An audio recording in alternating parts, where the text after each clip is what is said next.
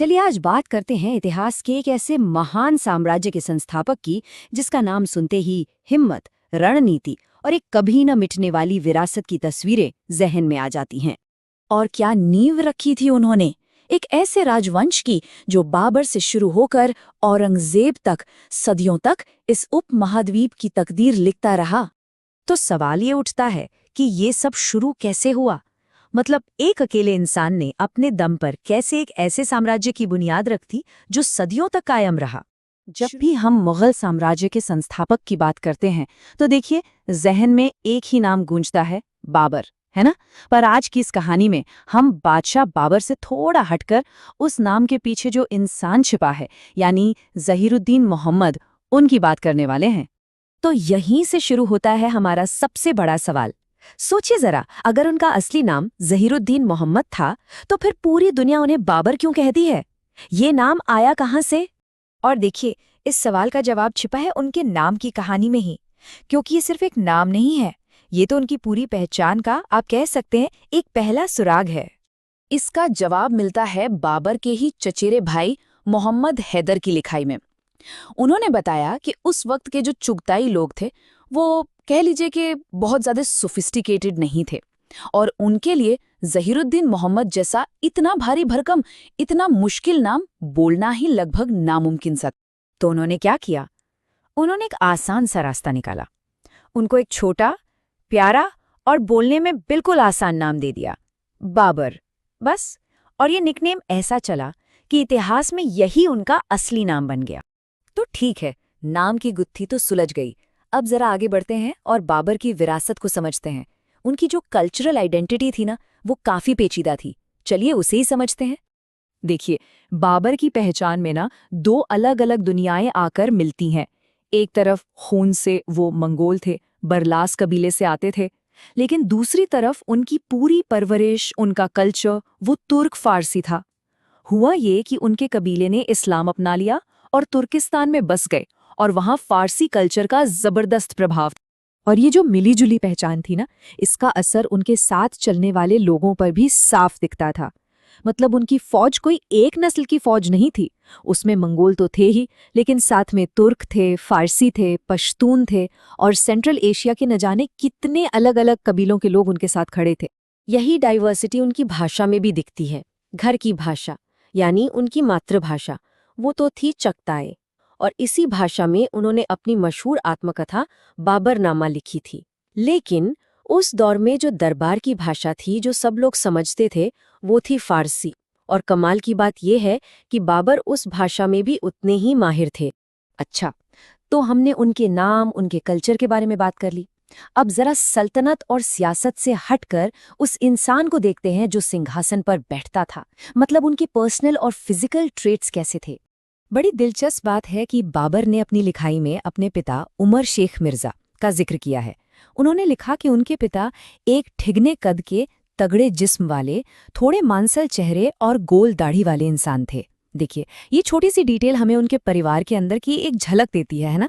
लेकिन जब बात खुद बाबर की आती है तो कहानी बिल्कुल अलग है। वो अपनी गजब की शारीरिक ताकत और स्टेमिना के लिए मशहूर थे।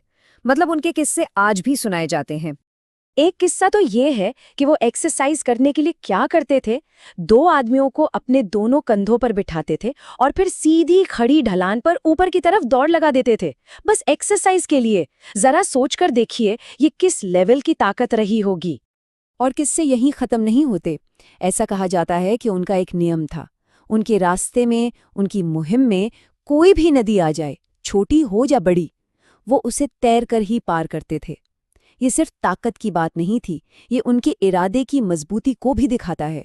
और उनकी तैराकी का सबसे बड़ा, सबसे मशहूर किस्सा एक नंबर से जुड़ा है, 2। लेकिन ये 2 क्या है? ये वो संख्या है जितनी बार उन्होंने शक्तिशाली गंगा नदी को तैरकर पार किया था। सोचिए, एक बार नहीं बल्कि 2 बार। तो चलिए, अब तक जो कुछ भी हमने जाना है उसे फटाफट एक जगह समेटकर देखते हैं। बाबर का एक क्विक इंट्रोडक्शन कह सकते हैं। तो अगर हम बाबर का एक तरह का आइडेंटिटी कार्ड बनाएं तो वो कुछ ऐसा होगा। पूरा नाम ज़हीरुद्दीन मोहम्मद, वंश तैमूरी और घराना मुगल। पिता का नाम उमर शेख मिर्जा, माता का नाम कुतलुग निगार खानम और धर्म सुन्नी इस्लाम।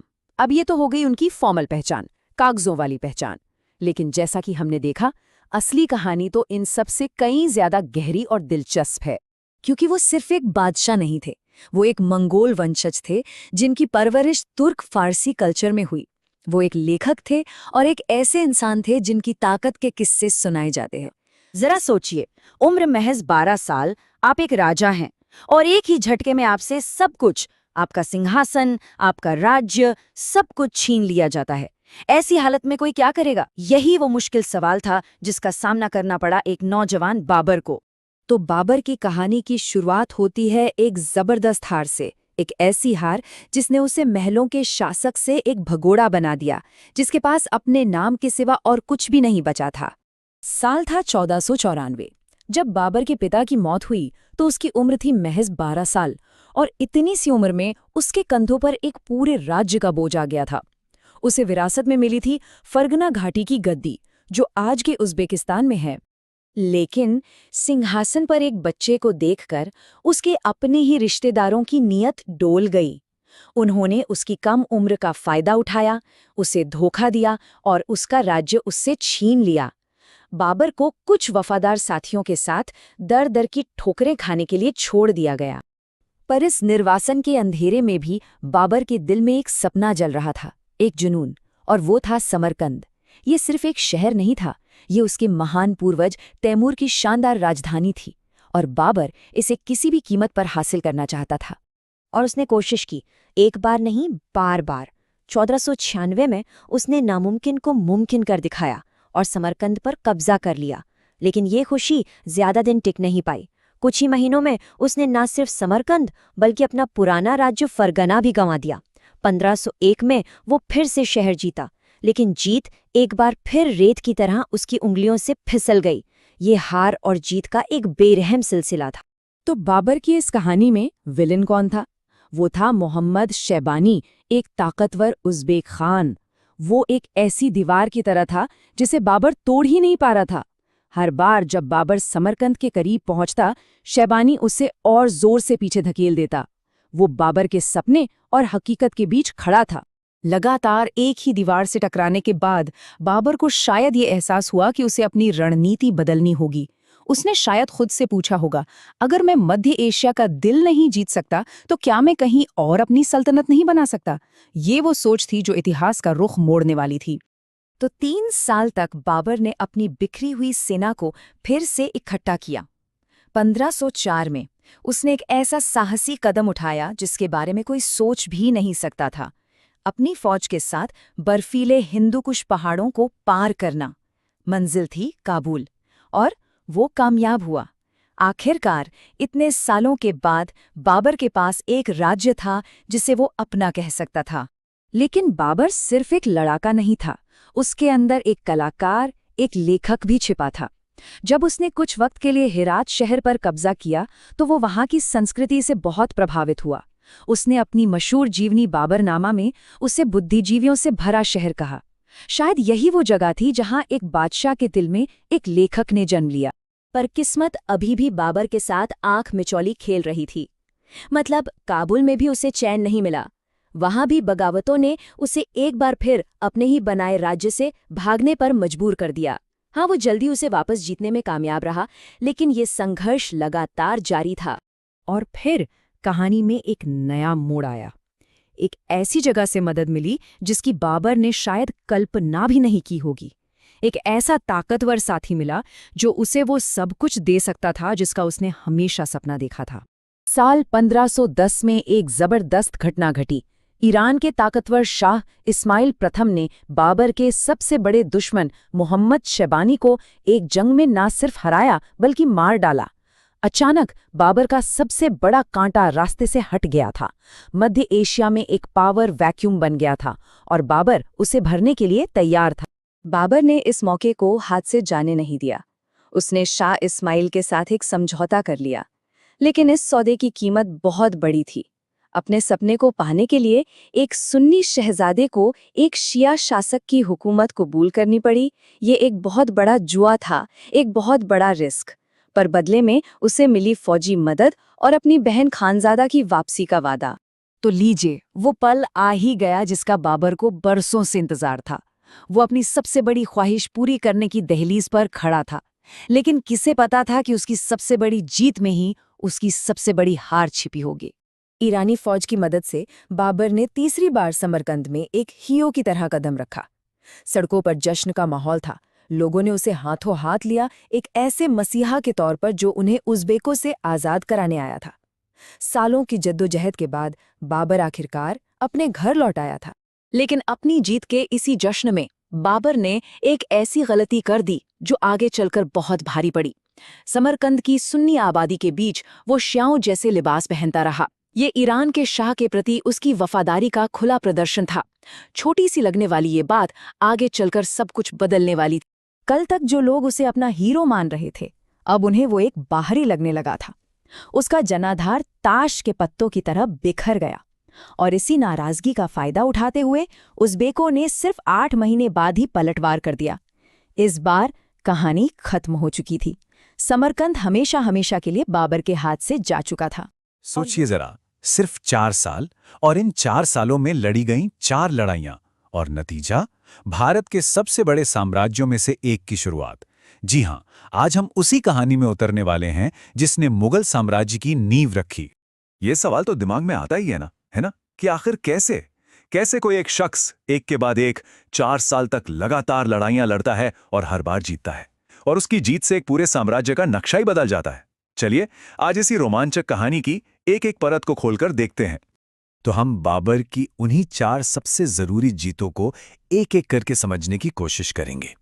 ये वो जीतें थी जिन्होंने न सिर्फ उसकी सत्ता को मजबूत किया, बल्कि हिंदुस्तान के इतिहास को भी एक बिल्कुल नया मोड़ दे दिया। इस पूरी कहानी का कह सकते हैं पहला और सबसे अहम पन्ना 1526 में पानीपत के मैदान पर लिखा गया। ये वो एक लड़ाई थी जिसने वाकई सब कुछ बदल कर रख दिया और मुगल साम्राज्य की पहली ईंट रखी। तो यहां बाबर के सामने थे दिल्ली के सुल्तान इब्राहिम लोधी। और देखिए, ये सिर्फ 2 सेनाओं की टक्कर नहीं थी, ये असल में एक युग का अंत और एक नए युग की शुरुआत थी। बाबर के इस जीत के साथ ही लोधी वंश का खात्मा हो गया और हिंदुस्तान की जमीन पर मुगल साम्राज्य की नींव पड़ गई। लेकिन सवाल यह है कि बाबर जीता कैसे? उसकी जीत का राज सिर्फ बहादुरी नहीं थी, बल्कि उसकी बहुत ही स्मार्ट स्ट्रैटेजी थी। उसने भारत में पहली बार तोपखाने मतलब फील्ड आर्टिलरी का इस्तेमाल किया, और उसके पास उस्ताद अली और मुस्तफ़ा जैसे माहिर तोपची भी थे। और इतना ही नहीं, उसने तुलुगुमा नाम की एक बहुत ही खास लड़ाई की तकनीक का भी इस्तेमाल किया। तो अब ये तुलुगुमा सिस्टम था क्या? देखिए, ये एक बड़ी जबरदस्त मिलिट्री टैक्टिक थी। इसमें होता ये था कि सेना को छोटे छोटे हिस्सों में लेफ्ट, राइट, सेंटर में बांट दिया जाता था, और फिर दुश्मन को किनारों से दोनों तरफ से घेर कर हमला किया जाता था। और यही वो वजह थी कि बाबर की छोटी सी फौज भी इब्राहिम लोदी की विशाल सेना पर भारी पड़ गई। अच्छा, पानीपत की जीत तो बस एक शुरुआत थी। अब बाबर के सामने असली चुनौती थी अपनी इस नई सत्ता को मजबूत करने की।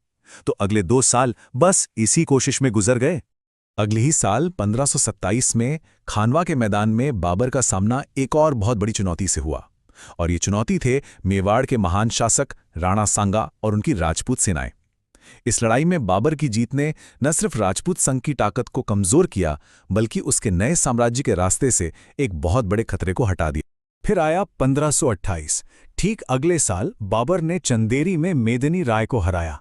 ये एक और बहुत ही स्ट्रेटेजिक जीत थी, जिसने सेंट्रल इंडिया में उसके कंट्रोल को और भी ज्यादा पक्का कर दिया। और अब हम पहुंचते हैं इस पूरी सीरीज की आखिरी लेकिन बहुत ही निर्णायक लड़ाई पर। वो लड़ाई जिसने बाबर के साम्राज्य की पूर्वी सीमाओं को मतलब ईस्टर्न बॉर्डर्स को पूरी तरह से सिक्योर कर दिया। ये साल था 1529। घाघरा नदी के किनारे बाबर का सामना हुआ अफगानों और बंगाल के सुल्तान महमूद लोदी की मिलीजुली फौज से। इस लड़ाई में बाबर को एक जबरदस्त जीत मिली। इस जीत ने उसके खिलाफ बचे खुचे सारे विरोध को लगभग खत्म कर दिया और पूरे उत्तर भारत पर उसके शासन की मोहर लगा दी। तो एक नज़र में पूरी कहानी ये रही। 1526 पानीपत, साम्राज्य की नींव रखी। 1527 खानवा, राजपूत शक्ति को रोका। 1528 चंदेरी, अपने इलाके को सुरक्षित किया। और 1529 घाघरा, अपने शासन को मजबूत किया। बस 4 साल और 4 ऐसी जीतें जिन्होंने हिंदुस्तान का इतिहास हमेशा के लिए बदल दिया। अच्छा, अब जब हम इन चारों लड़ाइयों के बारे में जान गए हैं तो एक सवाल उठता है, वो ये कि इन्हें इसी क्रम में, इसी ऑर्डर में याद कैसे रखा जाए। चलिए इसके लिए एक बहुत ही आसान और मज़ेदार ट्रिक देखते हैं। तो असली चैलेंज तो यही है ना, कि इन चारों लड़ाइयों को उनके सही ऑर्डर में याद कैसे रखें। अक्सर ऐसा होता है कि तारीखें और नाम सब मिक्स हो जाते हैं। तो इसका जवाब छिपा है एक बहुत ही सिंपल से वाक्य में, पान खा चल घर। जरा सोचिए, पान से हो गया पानीपत, खा से खानवा, चल से चंदेरी और घर से घाघरा, और साल वो तो और भी आसान है, एकदम लाइन से 1526, 27, 28 और 29। है ना कमाल की ट्रिक।